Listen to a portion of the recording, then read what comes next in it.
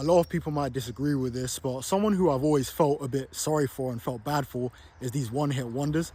These people that they have one song, maybe a big song, maybe even two songs, and then maybe years go by and these guys kind of fall off. No one really cares about them, but they've got a recognizable face.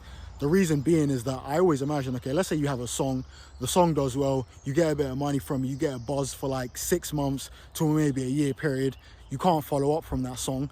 Now you're stuck in a purgatory stage where it's like, okay, well, if I go outside, a decent amount of people are going to recognize me. Because of that, it's going to be difficult for me to get any normal job, because either they won't hire me or I go to the job and I'm just going to get harassed at the job because people know who I am. So it's difficult to get a job now. So now it's difficult to get income.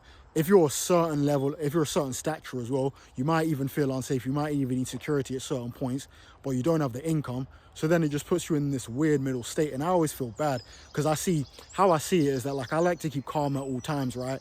But these people's emotional levels must go up and down. Imagine having the peak of like, yo, you've got $1 million, you're seeing all this, like you feel like you're the guy when you got that #1 hit or whatever.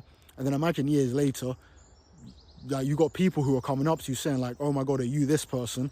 And then they might even start talking trash. So it's like, rather, regular people are talking down on you, even though you've done more than them.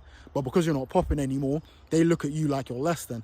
And it's insane. And then you kind of feel bad on yourself. So then I'm like, yo, that emotional high and the emotional roller coaster low is going to give a lot of people mental issues. So that's why even you see some of these one-hit wonders, some of them go crazy. Like I remember that guy Designer who did the Panda song. I remember he had an issue on a plane, which I'm not even going to get into. Just Google that. This guy Silento who did the Watch Me Whip, Watch Me Nay Nay, that song.